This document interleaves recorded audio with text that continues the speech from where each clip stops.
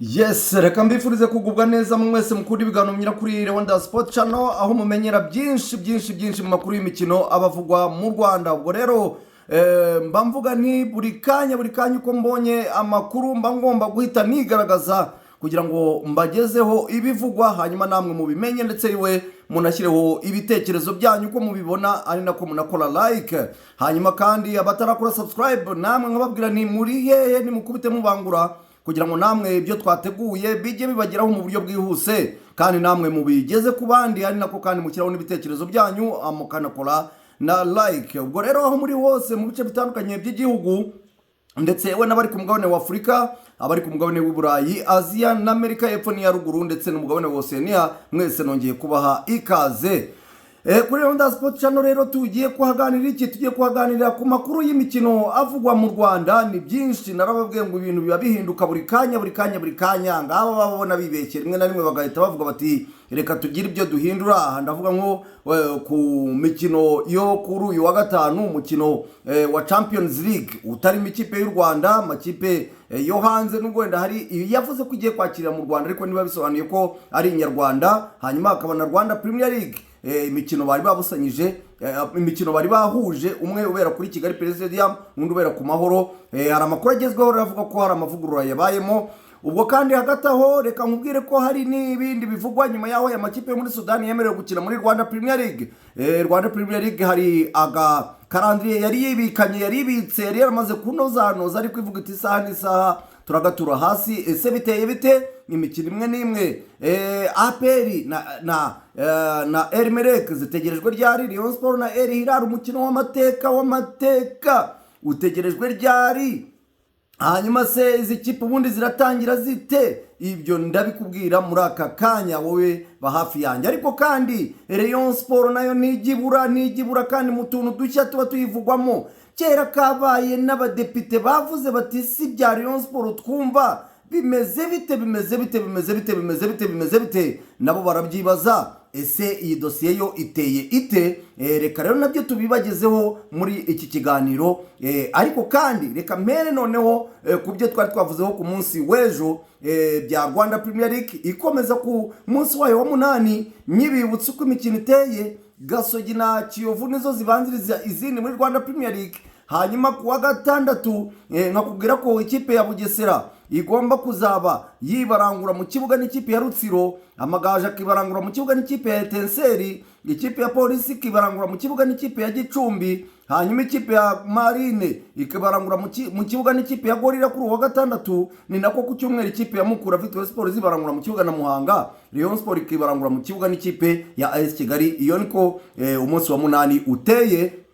Ubwo turacyategereje n'abasifuzi bagomba kuzaba basifuriye imikino, dore ko Rwanda Premier League yiharaje gushyiraho Ferwafa yiharaje gushyiraho umusifuzi mbere y'umunsi umwe kugira ngo journée ikinwe cyangwa se umukino runaka ukinwe. Ibitwara binenze nyamara kandi kera babashyiraga ahagaragara hakiri kare abantu bakabamenya, ariko ngo niryo turufu bize. Hanyuma rero ku mukino wa Gasogi n'ikipe ya Kiyovu Sport twababwiraga ko hagomba kuba hari n'undi mukino Ferwafa yashishikarije abantu kujya kureba ndetse bigashyiraho n'itangazo igakora graphique. Reka sinakubwira bakavuga bati banyarwandakazi ni muze kureba umukino w'amateka uzabera mu Rwanda bwa mbere wo mu matsinda MC Arije ndetse n'ikipe ya El Hilal.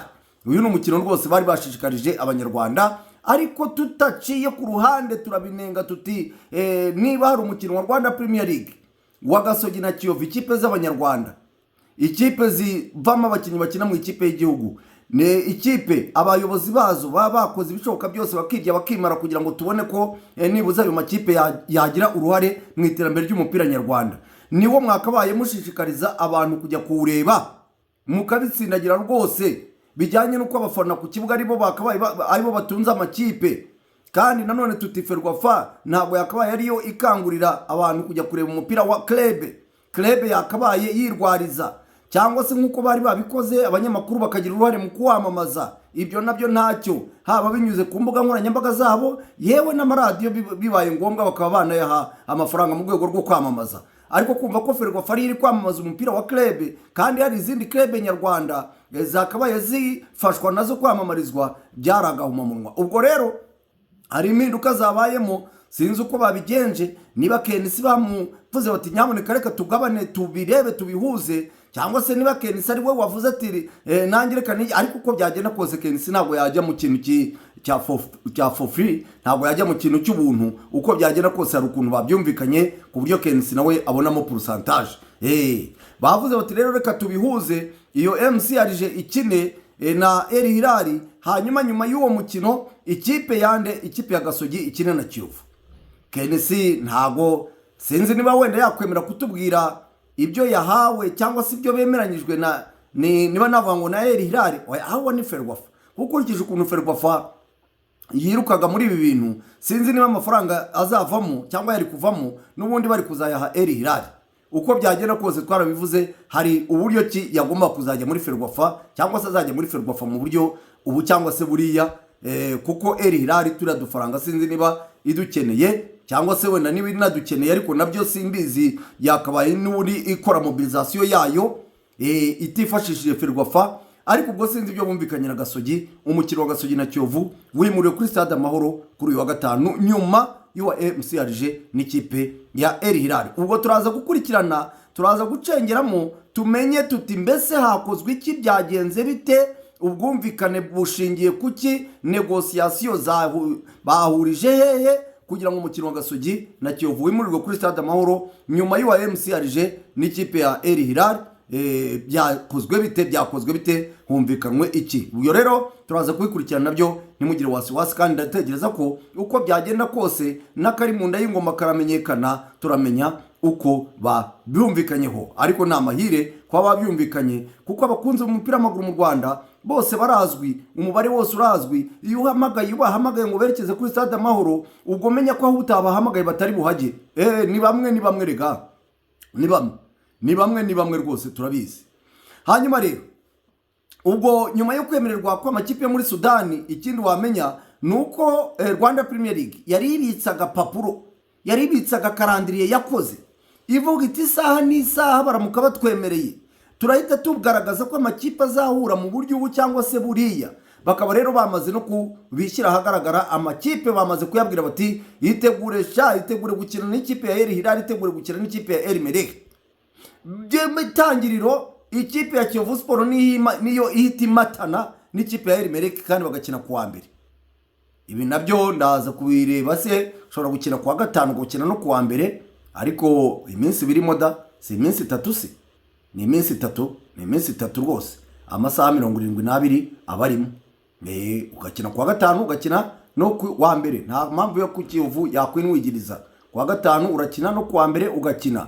Ubwo rero bazakina kuwa gatanu, Kiyovu izakina na Gasogi, hanyuma kuwa mbere irumane n'ikipe ya El Merreikh mu mukino wa mbere w'ikirarane. Ntekereza ko Kiyovu Sport yakabaye nta rwitwazo ifite, kuko El Merreikh rwose navuga ko ititeguye bihagije, ko nta mikino y'inshuti yagiye ikina. Iheruka gukina muri ya mikino ya CAF Champions League isezererwa na Saint Louis Lupopo kuri raundi ya mbere, my friend.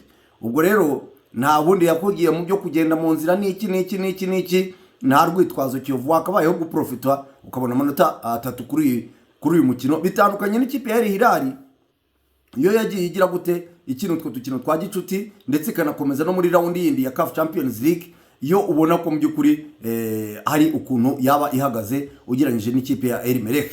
Ubwo rero muri iyo karandiye umuntu ntiyabijyamo byose, ariko nk'amakipe nka Rayon Sport menya ko ikirarane cya mbere cya El Hilal izagikina nawe ku itariki 16 z'ukwezi kwa mbere. El Hilal byo ibyayo biragoye, kuko iri mu mikino ya CAF Champions League kandi barakina kuwa gatatu no ku cyumweru.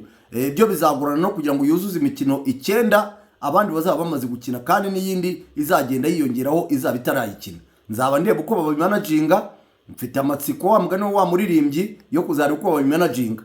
Ku itariki 16 rero z'ukwa mbere muri 2026 nibwo ikipe ya El Hilal izakina n'ikipe ya Rayon Sport. Uyu ni umukino uzaba ari uw'amateka, ubwo rero tuzanabuvuga wegereje, kuko ikipe ya Rayon Sport niyo yatangiye kwesa, burya niyo yatangiye kwesa amakipe yo hanze.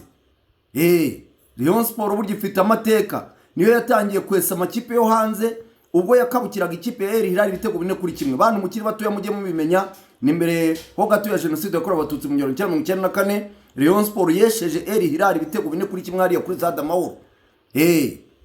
Hanyuma rero APR na El Merreikh nayo bazahita bakina ku itariki 17 bukeye bwaho. Nuko nguko imikino imwe nimwe mbaye mbabwiye y'ibirarane y'aya makipe yo muri Sudan.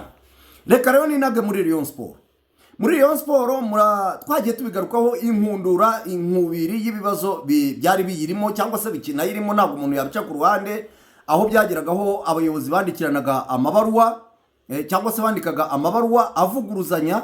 Ngaho uyu munsi Tadeo yanditse ibaruwa, ngaho uyu munsi Muvunyi yanditse ibaruwa, kandi zose zisa naho zivuguruzanya. Ibyo twabigarutseho, ndetse nuko byageze naho na Skol ibabaza iti ibirango byanyu ni bihe ko tubona umwe yanditse, tukabona undi mu gitondo yanditse, tukabona yanditse yitwuyu, tukabona yanditse yituyu, ndetse ibintu biravugwa cyane bizamura indi ntera.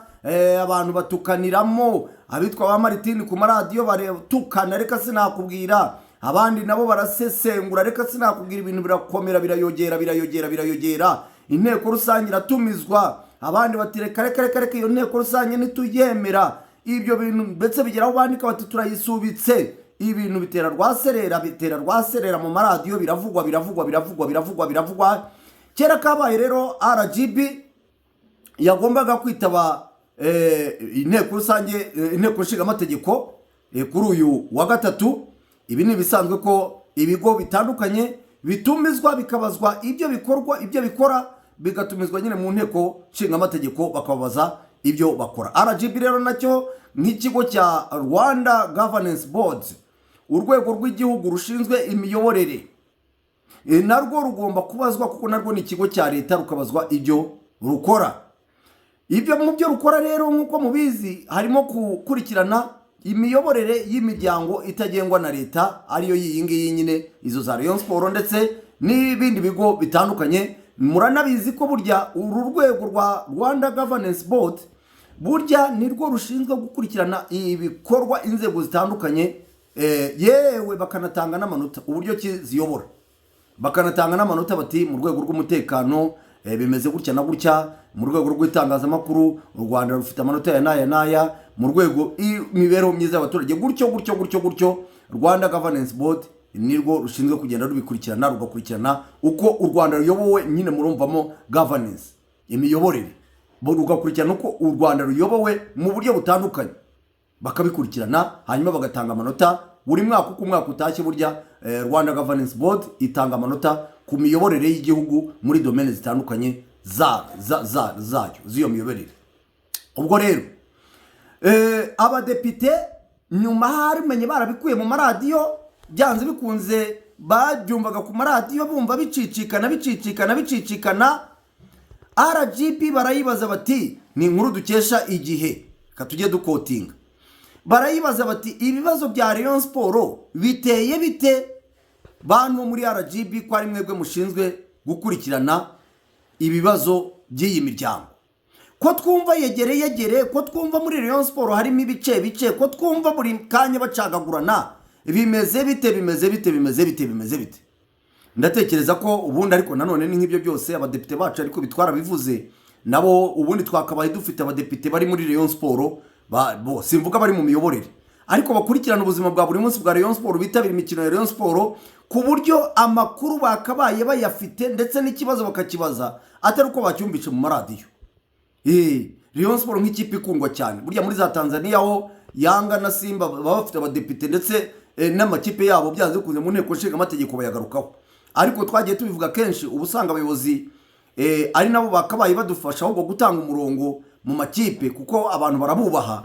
Ntago abadepite 3, 5, 4, 6, 7, 8, 9, 10 bakunda Rayon Sport bakajya banitabira ibikorwa byayo, baramutse bahamagaye Tadeo na Muvunyi bati murapfiki, ntago Tadeo na Muvunyi bananira kumva ibyo abadepite bababwira, cyangwa se n'abaministiri muri rusange baramutse bakunda ayo makipe bakavuga ati reka dufate umwanya n'aya makipe turayakunda, dufate umwanya wenda turi mu karuhuko, reka tujye kuganiriza abayobozi b'amakipe yacu turebe ibyo batekereza.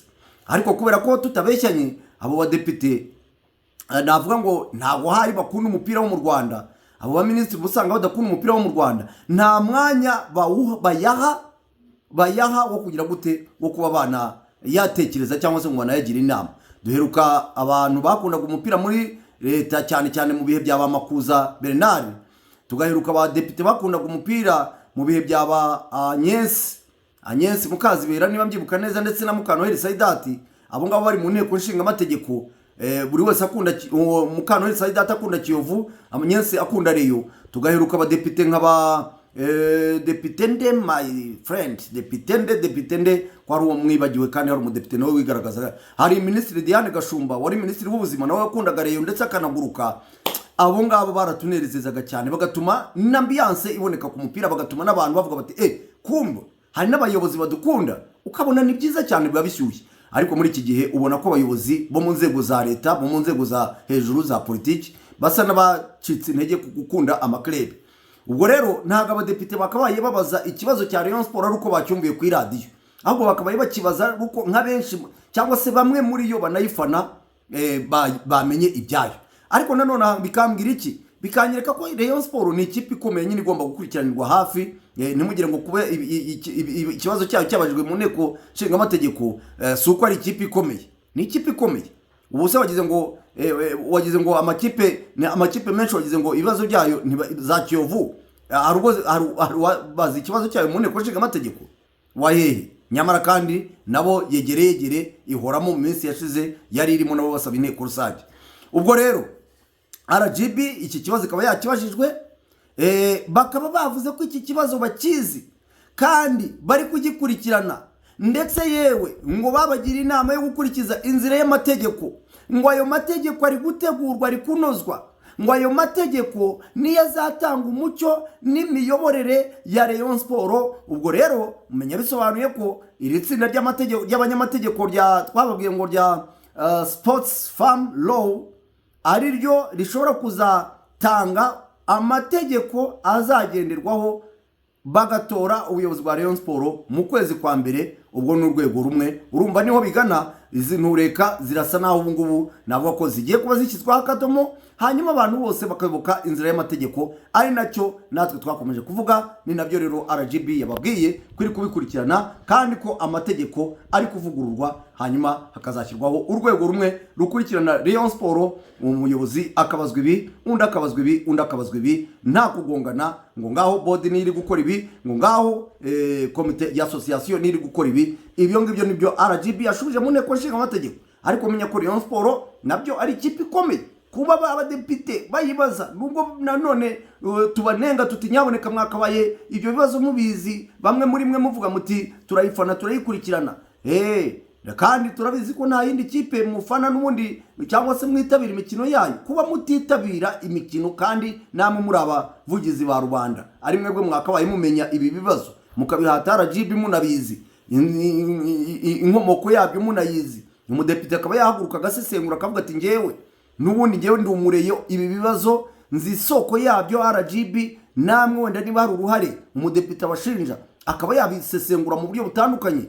Ariko kukibaza muri rusange kubera ko mwabyumvise ku maradiyo, hari igihe rimwe na rimwe usanga mutakibajije nk'uko cyakabaye gihabwa umurongo cyangwa se kibasubizwa, kubera ko mwebwe mwakikurikiraniye. Burya iyo ubaza ikintu wakurikiranye uzi inkomoko yacyo ukakibaza urwego rugishinzwe kugikurikirana, hari igihe iyo bumvise ukizi neza ugisesengura neza bavuga bati uyu muntu ahubwo ko ari nyiracyo, bikabaha umurongo wo kugikurikirana no kugicengeramo mu buryo bwimbitse, bakaba bagibonera umuti. Ariko nyine w'ikibazo kinyoroheje kubera ko babyumvise ku maradiyo, hari igihe nabo banakumwamwanya, nyine abashinzwe kugikurikirana bakakumwamwanya ntibagikurikirane nk'uko wowe wumvaga bakagombye kugikurikirana.